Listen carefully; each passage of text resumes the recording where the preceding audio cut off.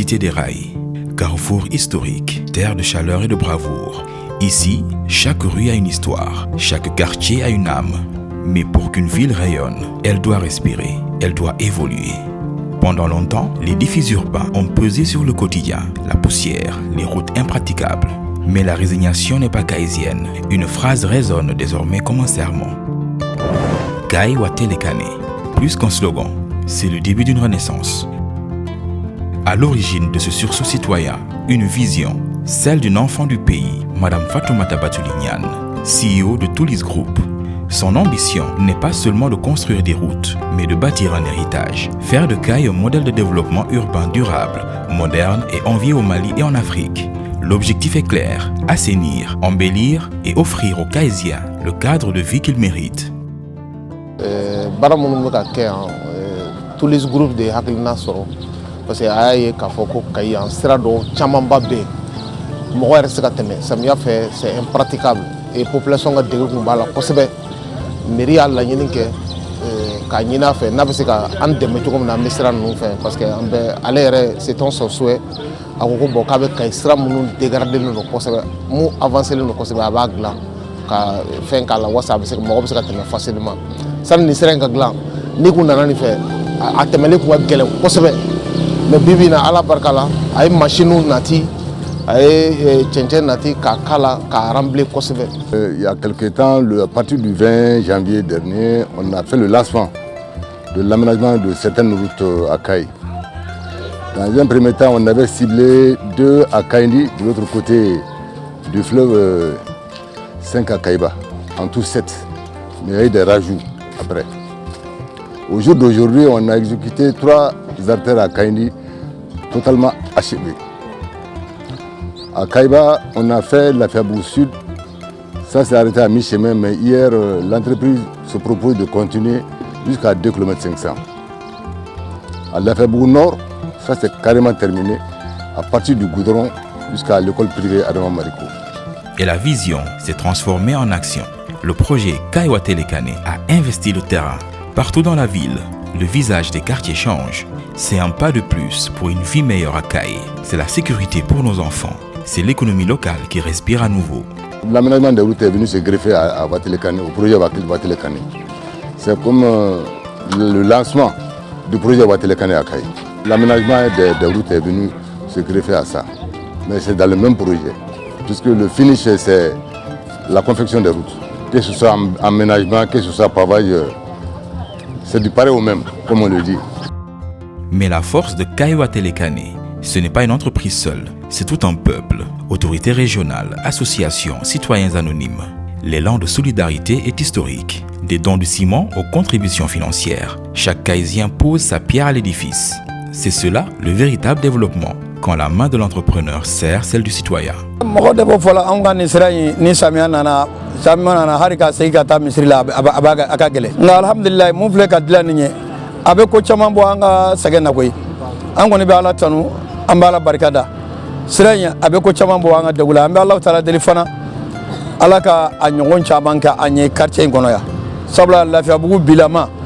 a quartier de Gunendo Kosobe samia fa de Gunendo foka da matame ma barani anyatra kini akan kosuma wallahi adime min kanya ala de bado wallahi sino watu temna no sirani yana ga clan asega na kojugu ma be ambe hamin de la suni clé ambe hamin de la sirani clan gujuma sino asega na samia fe ansiga bulaka foi ma be problème de siranga vraiment ayambo de Guna kadaka samia mana se ya no sisano iti sega ta hali se na kuma tega se motoma nere boka bin dama min kenga dal ala kelen doronde bado bi ko ni alhamdulillah ambe sunoko anga chokorobaw ananga musokorobaw nu kumbe ta samiya fe ube binjino ko konode sira tambolo an ka indikaw ni samiya na sira tambolo sran tun tieni mbare tunlo samiya manasi anga mo te segata sali misiri la fajiri fe chama mi boka bi an yere nambe ta nere bingo dama mi ka dantala des réalisations qui est très bon pour les populations et pour l'avenir.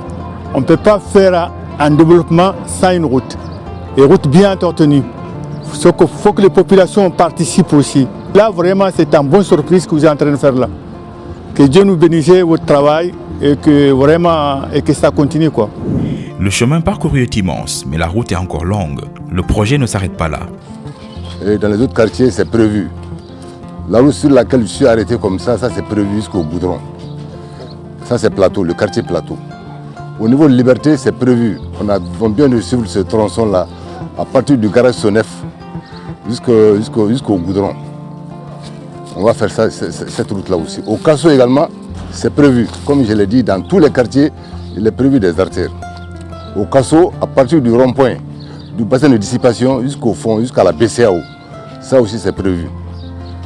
L'entreprise n'a pas commencé ce travail-là. Benkunda, c'est prévu. À partir du centre secondaire état civil de Benkunda jusqu'à la maison de l'artisanat. Ça aussi, c'est prévu. Très rapidement, voilà les routes ciblées pour le moment. Au-delà du bitume, c'est un défi environnemental.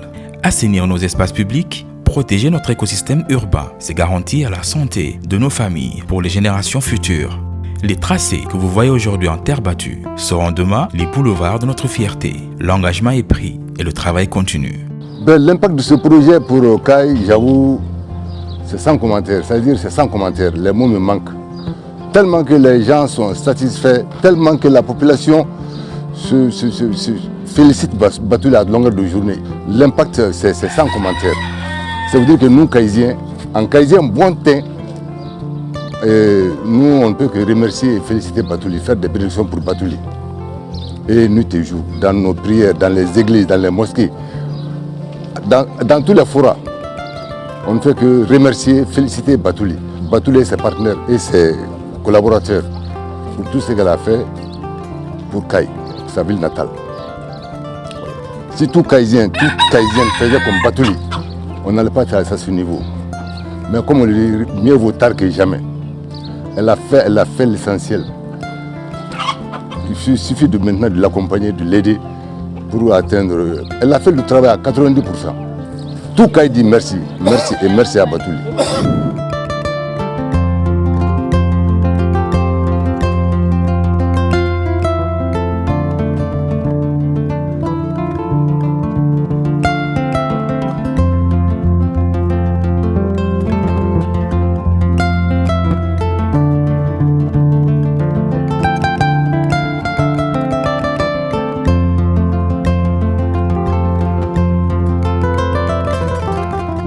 Sira mun ma yɛrɛ de a kun m'an sɛgɛn wa fɛnɛ sira ba de don mɔgɔ caman bɛ bɔ n'a ye wa dilanni ɲana yɛrɛ de. Parce que an bɛ moto de boli sira kun ma ɲi sisan sira dilanna kɔni an lafiyala yɛrɛ. A ma nɔgɔ quoi accident bɛ yɔrɔ bɛɛ sirako a ma nɔgɔ quoi mais sisan a ka fisa yɛrɛ de n bɛ se k'a fɔ dɔrɔn an b'a fɔ an b'a kanu a ka baara a ka ɲi quoi Batouli Niang an b'a fɔ awɔ an b'a fɛ fana. Ni samiya sera moto bɛ dabiri ni misiw ye yan an bɛ taa ɲɔgɔn dɛmɛ k'u lawuli de don o don an kun bɛ taa an ka moto dilan don o don an ka moto bɛ garage la maa bɛ garage la anw bɛ yen bon sisan an tɛ maga fɛrɛ na yɛrɛ k'a bila ka jigin dɔrɔn. Bon yanni sira ka dilan marché kɔni kun ka suma dɔɔni mais a dilanni kɔni a fisayara an ma tiɲɛ yɛrɛ la a dilanni kɔni fisayara anw ma parce que marché ka teli sisan sanni a tɛ jɔ yɛrɛ fo an yɛrɛ bɛ décourager sisan yɛrɛ. Kai change, Kai avance. Sous l'impulsion de Madame Fatoumata Batouli Niang et grâce à la volonté de chacun de vous, nous prouvons que le développement est une affaire de cœur et de volonté.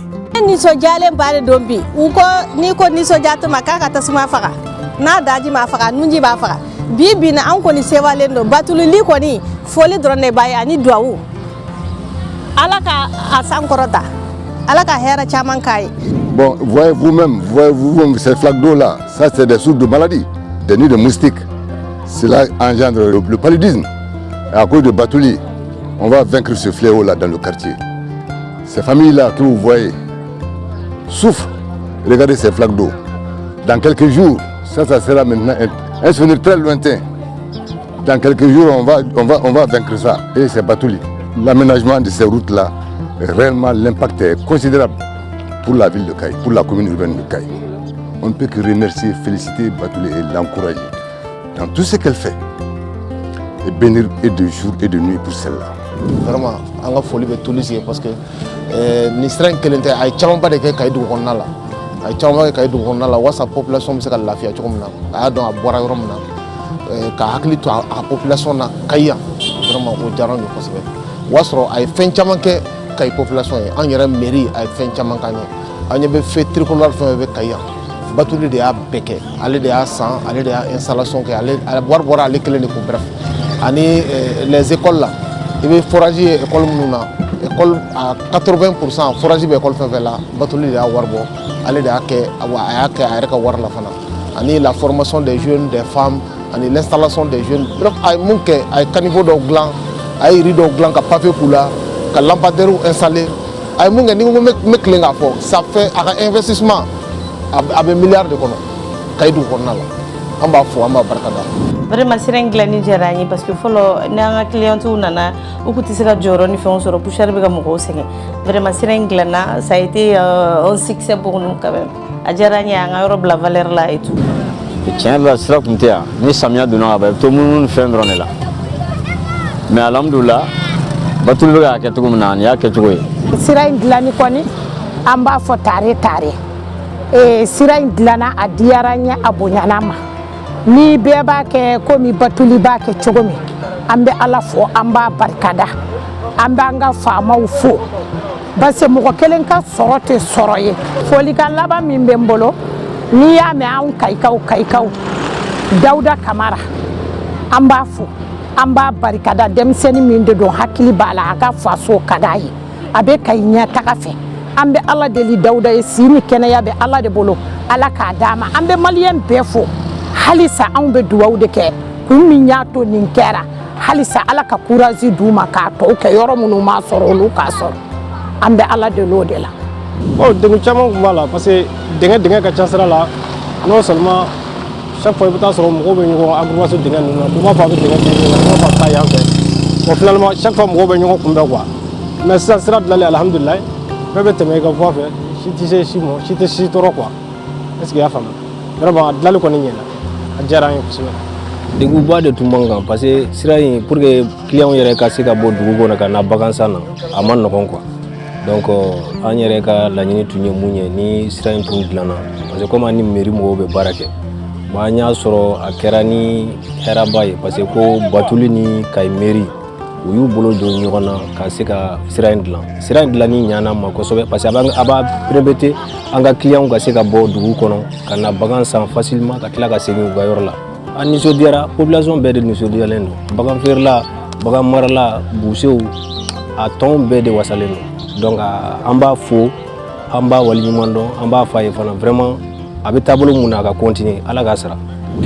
Janni nin sira in ka dilan anw filɛ boulangerie ba nana yɔrɔ de la ka daminɛ boulangerie ba nana la ka taa Farada Buguni san joli sira in kun tiɲɛnen don an tun degunnen bɛ sira ko in na kojugu moto taxiniw de tun bɛ bin ni muso kɔnɔmaw ye moto taxiniw de tun bɛ bin ni muso tintɔw ye bi an yɛrɛ n'i nana k'i bɛ taa sugu la samiya fɛ sira tɛ sɔrɔ fan si wallahi an ka moto dama mun crévera yan jinɔgɔw kɔnɔna la dingaw kɔnɔ hali sini ne den ka samarasen fila filɛ kabiri saro fo saro na sini ne den ka samarasen fila bɛ dugu jukɔrɔ a ma ye o n'a ɲɔgɔnna caman vraiment sira ko in anw kɔntannen don sa anw sewalen don anw wasara dɛ anw kɔntannen don anw ɲagarilen don ka sababu kɛ nin sira dilan ɲɛ anw ni bɔra degun mun na anw bɔra sirako kɔnɔnagan min na an bɔra kɔnɔnafili mun na vraiment anw tɛ se ka foyi de fɔ n'i ko ɲagaribagatɔ ma k'a ka tasuma faga n'a daji ma faga dɔrɔn a nunji de b'a faga. kumakan laban min bɛ ne bolo o ye ka muso in fo n'o ye Batuli Ɲange a hakililata min sɔrɔ k'a ɲɛsin a faso ma vraiment ni bɛɛ tun b'a kɛ tan Batuli est un exemple a ye exemple min di pour notre commune exemple k'a fɔ ko commune i faso commune na denw de ta don maire kelen kun kɔ tɛ population citoyen bɛɛ kan k'i hakililata to i ka commune na Batuli y'o de ka anw ye a ye nin sira minnu dilan a bɛ mɔgɔw ɲininka vraiment a ye degun min ta a ye ŋɔni de ta ka bɔ an sen na donc an ka foli b'a ye kosɛbɛ a bɔra nafolo min na Ala k'a jidi Ala k'a to a ka ni ɲɔgɔnna caman kɛ vraiment an b'a fo kosɛbɛ. an bɛ Alahu taala deli Ala ka ni ɲɔgɔn caman k'an ye an kɔni bɛ mun fɔ dɔrɔn foyi t'an bolo duwawu ani barikada ani baara mun filɛ nin ye a kɛcogo min ɲanen don sisan yɛrɛ de y'a wagati kɛ baara ye n'o tɛ ni ji binna don a tɛ se ka kɛ mais nin wagati la n'a tilala ka ɲa nin cogo la alhamdulilayi an bɛ Alahu taala tanu an bɛ Alahu taala ka barikada o mun tun b'an kɔni bolo ka fɔ aw ye o de ye nin ye ka duwawu kɛ aw ye aw minnu bɛ baara in na Ala k'aw kisi nɛgɛ tɔɔrɔ ma Ala ka kisi nɛgɛ tɔɔrɔ ma ala ka do mɔgɔ minnu y'a initiative ta ka baara in kɛ ala ka kɛnɛya ni jɔyɔrɔ ɲuman ala ka don an n'u bɛɛ lajɛlen ma.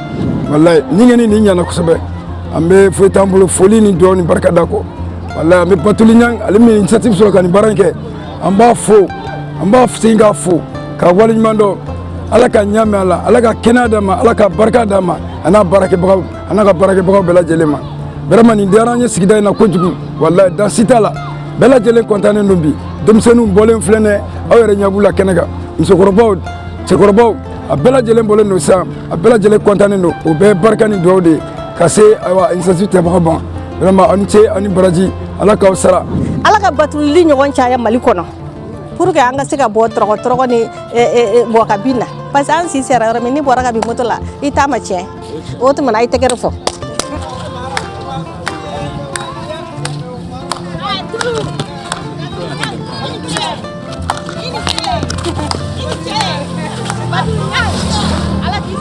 an wasara wallahi wasa dan sira dilanna a ɲana a diyara n ye min y'a dilan ala ka barika don a la mɔgɔ min ye sira dilan an b'a fɔ a ni ce ani baraji ala k'a sara a sara t'anw kɔni bolo an b'a fɔ ala ka halisa ala k'a jiri ala ka nin baara ɲɔgɔnna caman n don a garijɛgɛ la a k'a sɔrɔ sira in tun bɛ degunba de las'an ma ni samiya yɛrɛ sera ne ka feerekɛyɔrɔ kɔni mɔgɔ bɛ kɛ komi u ka don ne ka ga kɔrɔ sira in tun tɛ sɔn yɛrɛ de a kun man yɛrɛ yɛrɛ de Batuli Ɲang fan su o de b'a fan su wallahi a ye min kɛ ala k'a tugu a si la a bɛ min ɲini a diɲɛnatigɛ la ala k'a nɔgɔya ye a bɛ sira min fara ɲɛ ala k'a kisi a tɔɔrɔ ma. parce que ni sira in ka dilan degun tun b'an kan dɛ parce que an ka ji tun tɛ sira sɔrɔ ka bɔ ji sira o tun t'an bolo i m'a ye nisɔndiyaba b'an kan dɛ a nisɔndiyaba b'an kan yɛrɛ parce que an y'a kɛ k'a da an ka denmisɛnninw yɛrɛ de kan a diyara n ye a bonyara n ma. sani sira in ka dilan degunba de tun b'an kan parce que an ka yɔrɔ sira t'a la yɔrɔ ji bɛ sigi fan bɛɛ fɛ mais sira in dilanni kɛli a dilanni diyara an ye yɛrɛ yɛrɛ.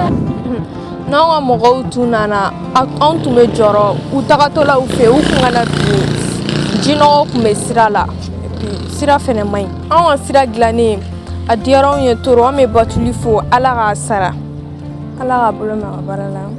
halisa an bɛ dugawu kɛ ala ka sini kɛnɛya d'a ma a bɔra nafolo min na ala ka caman fara a kan ala ka garisɛgɛ ɲuman d'an ma vraiment a diyara n ye quoi sira dilanni diyara n ye kosɛbɛ mais a kana da Kayi dɔrɔn ma dɛ ne ye Segu de a ka taa fɔ Segu o de ka di ne fana ye voilà. makalama mun bɛ ne bolo k'a ɲɛsin Fatumata Batuli Ɲang ma ni maa ye nafolo sɔrɔ kɛ a ma ɲinɛ a faso kɔ a ko k'a faso de a faso ka ɲɛtaga de ka d'a ye a ko Kayi a bɛ fɛ ka Kayi bila région bɛɛ sanfɛ a bɛ fɛ ka Kayi bila jamana bɛɛ sanfɛ n'o tɛ cɛya ma fɔ musoya ma fɔ barika de fɔra muso cɛsirilen de ye Batuli ye fɛn batanti don o tuma na maa wɛrɛ si tɛ se ka na Kayi dilan ni anw Kayikadenw tɛ maa wɛrɛ tɛ bɔ jamana wɛrɛ la ka na Kayi dɛmɛ ni Kayikadenw yɛrɛ tɛ o tuma na ni muso cɛsirilen y'a dɔn k'a fɔ ale bɔra Kayi de a ma fili Kayi ma a ma ɲinɛ Kayi kɔ anw b'a fɔ a ma k'a ni ce de n'o tɛ millionnaire ko tɛ dɛ milliardaire ko tɛ a bɛ maa dɔw bolo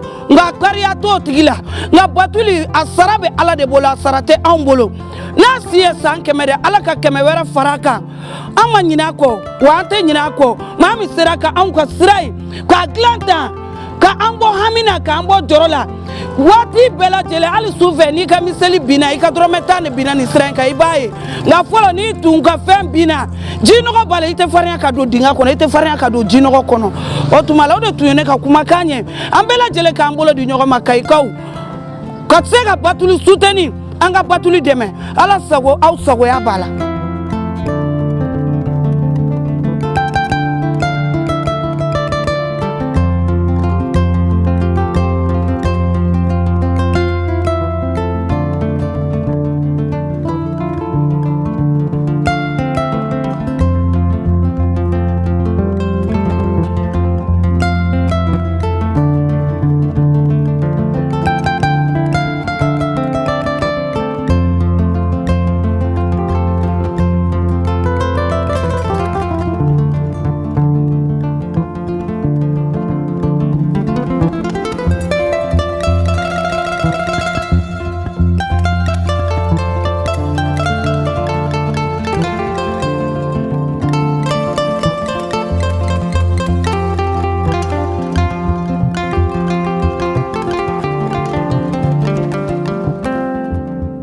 Kai est à nous, prenons-en soin, bâtissons-la ensemble.